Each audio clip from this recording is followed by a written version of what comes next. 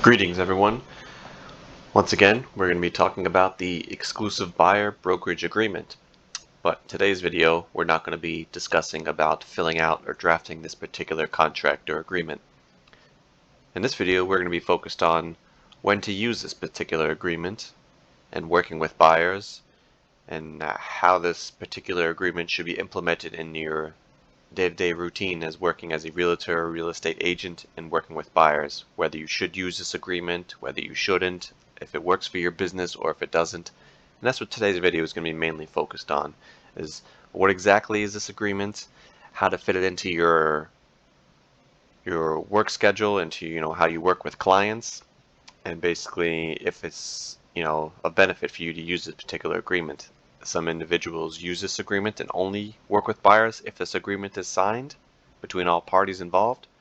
Other realtors, they don't work with a particular exclusive agreement like this, and they just work with buyers without any type of anything in writing.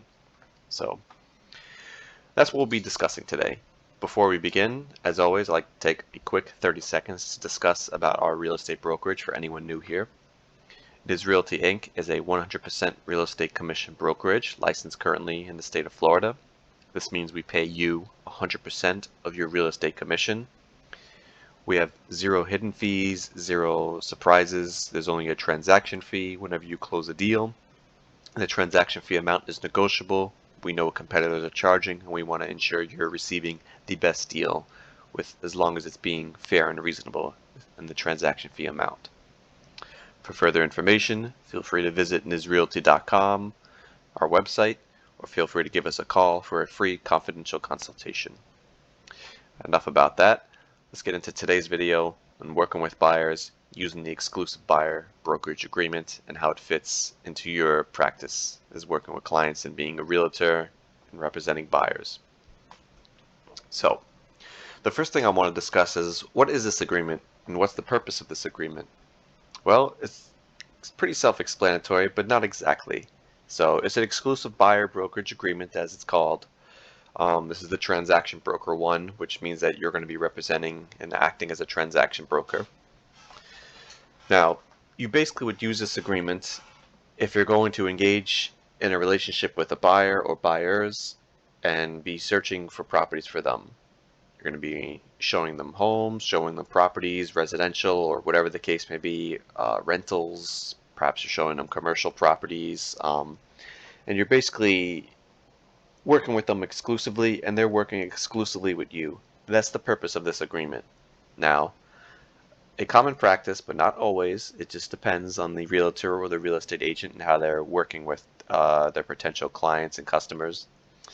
They usually, or sometimes, you'll get in contact with buyers or a buyer through advertising. Let's say you're advertising on the internet or you're doing open houses, so on and so forth, and you meet let's say particular buyers is a couple that you meet for this example, and you have a good conversation, you start to build some type of rapport, and now they want to see particular properties and they're calling and contacting you for information. And a lot of the times, but not always, the realtor will show them properties. They'll say they want to see this home and that home, and the realtor will take out these buyers to see these properties. Now, depending on the realtor, they can usually have this agreement that we're looking at here signed, or they could not. They could just work, verbally, just saying that, they're going to be working with each other just through a verbal agreement. The realtor could also pre-approve the buyers or not pre-approve them. I recommend and highly suggest that you at least pre-approve your buyers, or have them, at least if they're financing, have a pre-approval letter from their lender or mortgage originator. If they're cash, have some type of documentation that shows that they have the cash and the funds to purchase a property in the price range they're looking for, such as a bank statement or something similar that shows that they have the funds available for closing, because you want to make sure that you're investing your time into working with individuals that are qualified to purchase a property. First of all, that's the first and foremost important thing, that you want to make sure that if they're financing, they at least have a pre-approval letter and if they're cash, that they at least have the funds to close. You know, a lot of times when you meet buyers for the first time, especially if you're working with the public, let's say you meet them through advertising on the internet, or you're doing an open house and you meet buyers for there, you usually don't know each other, and you're building a rapport. And a lot of the times, realtors or a real estate agent will just end up working with these individuals. Sometimes they won't even pre-qualify them or see if they have a pre-approval or if they have the funds to close.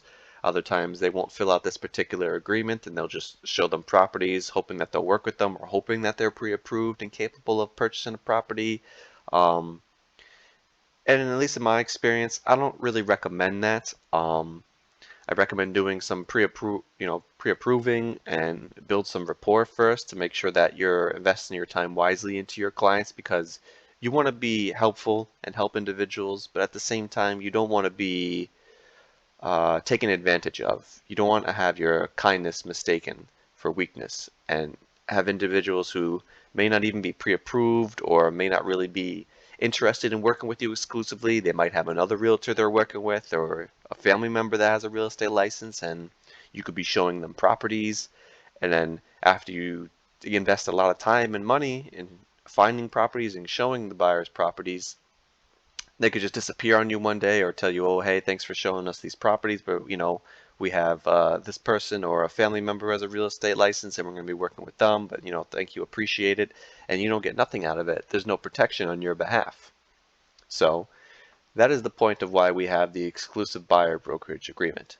This helps protect against that, and signing this agreement with your buyers or potential buyers and clients lets them know that you're serious, you take your profession very seriously, and you're willing to help them invest your time, and you're a professional, and you would like to have this particular agreement filled out so that you're protected as far as your compensation when a property is purchased.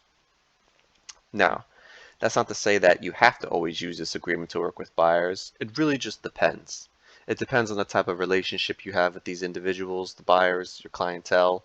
Um, Depends on the rapport that you build. That's the first and foremost thing that I suggest you do, is build rapport with these individuals, and you'll learn through experience with talking with people and just finding out if they're serious and if they're really looking to work with you. You don't always have to use this particular contract, however. I recommend it if you're going to be working with individuals, because most of the time, if you're really helping somebody, you're a professional and you're really doing a good service and really finding, quality properties and the newest properties that hit the market and really doing the research and putting in the time, your clients are usually going to see that, especially with how you treat them and communicate with them. And if they're really serious and they're really ready to work with you, they most of the time won't have an issue with signing this particular agreement with you. In most cases, not always, but most cases. And you could be protected here in case you're out there showing properties and, they're obligated to pay you a commission, basically, with this agreement if things get serious, and you enter into a sales contract or whatever the case may be, a lease contract for a particular property.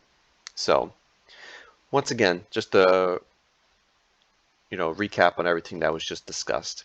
You don't always have to use this agreement. It really just depends. Some realtors, they operate differently. You have to find what works for you, because what works for one individual may not work for you. The way you want to run your business may not be how someone else runs their business. It really just depends, because this is your clientele, and how you treat your clientele and how you work with them is completely at your sole discretion. You need to be professional with them, you need to be considerate, and you definitely want to make sure that you're protected and not wasting your time at the same time, because you want to try and be helpful, but you don't want to have your kindness mistaken. So I recommend using this agreement. And if you're not going to use this agreement, I still definitely always recommend you don't really work with clients unless they're, one, financing, they're pre-approved, have at least a pre-approval letter, or two, if they're cash, they show you some proof of funds. And then that I always recommend that you have on hand, and then this particular agreement is the next step to really secure an exclusive relationship. So we have another video that discusses how to fill out this agreement, and you might want to modify it depending on your circumstances and what you have going on and so forth, whether there's special terms or clauses you're going to put in the contract, or your compensation here, the amount, and so on and so forth. If you collect a retainer fee, watch the other video discussing how we filled this out in that particular case. But for this video, we're basically discussing, what is this agreement? When is this agreement used? How do you use it? Is it, useful in your day-to-day practice of real estate? Is it not useful? It really just depends. But in my recommendation, I recommend using this agreement. I don't recommend that you really put this into a new client's face immediately and ask them to sign something before you start doing any work with them. You want to build a rapport, because if you just throw a contract at individuals that you never met before and you haven't showed them any properties or done anything, they don't know anything about you. They don't know how professional you are, if you're really serious about your profession, if you're really good at finding the best properties and the newest properties and how you communicate. So individuals won't really sign this if you just throw this at them. I recommend building some rapport. Explain to individuals that, new clientele, that you're a professional. You could assist them with looking at properties. Maybe you could show them one property or meet them at a new property if you met them through online advertising and you first communicated with each other over the phone or through email. Maybe you could show them one property, but before you do that, I'd recommend that, at least having them give you some type of pre-approval or, proof of funds. Just, you definitely want to see that firsthand. You want to make sure you're not showing properties to individuals who aren't pre-approved or may not have the cash to close, or, you want to make sure you at least have that. That's not asking for too much. I'd recommend if someone contacts you off your advertising on the internet and, they want to go see a specific property, and you tell them that's fine, we could go there. You don't use this contract, you don't mention anything about this contract, but you tell them before we could go view the property, you'd want to see some type of pre-approval, maybe a driver's license or ID, just to verify who you're going to be working with and that they're at least pre-approved or have the funds capable of closing. If they don't want to cooperate and show you any of that, they're just telling you, no, I don't want to show you anything, just take me out to the property, I'd recommend to be very cautious at this point and probably not work with those individuals, even though you may just be desperate for the business or whatever the case may be. You don't want to be desperate in those particular circumstances. If they don't want to at least show you a pre-approval or funds that they're capable of closing, you're not even mentioning anything about a contract. You just want to make sure, verify who they are. You can send them your information so they can verify who you are. And you want to make sure they have at least the funds or the pre-approval to purchase a property that they're looking for. Most of the time, if individuals are serious, they have no problems giving you this type of pre-approval. So you can meet them at one property, maybe two in the beginning, build some rapport, have some conversation, discuss about a few things. And mainly, like I've always said multiple times through this video, build rapport, build a relationship with your clientele. See if you could work with each other, and if you have a good working business relationship with each other. And not everyone that you meet you're going to be able to get along with or really have a good relationship with, a business relationship. Sometimes in those cases, it might be best for each of you to work with someone else, for whatever the case may be. Maybe you don't like each other, maybe you don't like the way each other operate, or conduct business. It really just depends.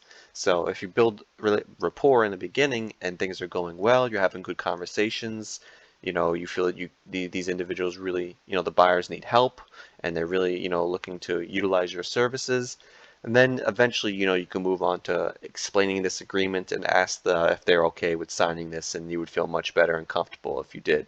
And then you can modify this agreement to, if they're entitled to pay the commission or whatever the case may be, so that they feel more comfortable. But I'd recommend, after you build some rapport, see if, you can have this particular agreement signed so that, that they're exclusively working with you and they're interested in working with you and putting their trust and faith into you as their realtor, their real estate agent, to help them find a property. And basically, just work with each other exclusively, that you'll be the one representing them, finding a property, and, earning a commission for them utilizing your services and representing them in the transaction. So that's how you would use this agreement. Like I said, you don't really want to throw it at them in the beginning, especially people you don't know. You want to work your way into the, showing them this agreement. You might want to do a showing first, making sure that they're pre-approved, meeting with them first, and just building that rapport. If there's anything from this video that's important, is in the beginning, you want to build a little bit of rapport with potential new clients that you may have met through whatever the source may be. advertising or another means, and so on and so forth.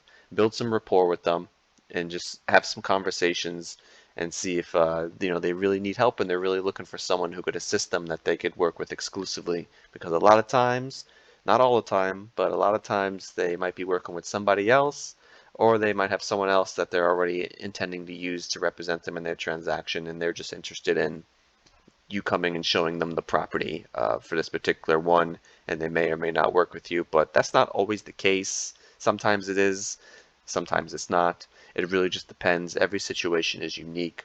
But definitely, if there's the first thing you need to do working with potential buyers, build rapport, and definitely make sure they're pre-approved or pre-qualified or have the funds capable of closing. Those are the first two most important things. The next thing is moving on to this particular agreement and having it signed so that they're working with you exclusively, and then moving on from there, working together and finding them a property. So that's how this particular agreement is used in your day-to-day practice of real estate. Of course, there's a lot more in-depth things as far as working with buyers. I'll probably make some more tutorial videos and training videos on how to work with buyers and move past this particular agreement once you're actually working with individuals, how to work with them, how they can how to earn their trust, because just having this agreement, you want to make sure that you earn your client's trust. You want to make sure that you show them that you're not like any other realtor or any other real estate agent. You want to show them that you're putting in a lot of work, you take your profession very seriously, and that you're a professional. There's a difference between having a real estate license and being a professional. There's many individuals who have a real estate license. There's very few who are professionals and actually really do a good job. And you want to show your potential clients that you're a professional, that you find the finest properties, the newest properties as soon as they hit the market. Because if something's good that's on the market, especially in the state of Florida and at the time of making this video, if there's something good that comes on the market, it doesn't last very long, especially if it's priced properly and it looks really nice and it's a really good property. It's not going to last long, and you need to make sure you're on top of these properties and getting to them first. Because when you're showing properties like that to your potential clients, and they may not act as fast and they miss out on something, but you keep showing them the newest stuff, you're going to help motivate them to earn their trust, and they're going to trust you, and you're going to be able to facilitate and do a transaction much easier and get the job done, and your clients are going to love you for it. But in day-to-day practice, it's different with every client you work with, and it's very situational. Every person you work with is going to be different. Things are going to need to be done differently. But this agreement, it can be used. It doesn't always have to be used in your practice of real estate. I recommend it, but sometimes you don't need it, especially if you build a really good rapport with your clients. But at the end of the day, if your clients are really serious with working with you and you're doing a good job and you're a professional, they're not going to have a problem signing this agreement 9 out of 10 times. Not always, but most of the time it's not going to be an issue to have this agreement signed, and then that you have this in writing, an agreement that you're working exclusively with this clients, and that your time is well worth spent in investing into these particular clients to help them find a property, because you have them pre-approved, they signed this contract with you, they're serious, you're serious, and you're taking the next steps to showing them that you're a professional in finding the properties. And I'll make another video discussing that and how the next step from here is how to be a really good professional and really find good properties and how to earn your buyer's trust. But until then, we'll talk about that the next time. Thank you. I hope this video was helpful. Feel free to leave some comments if you have any questions about anything that's been discussed today. I'll be more than happy to answer them. See you in the next one.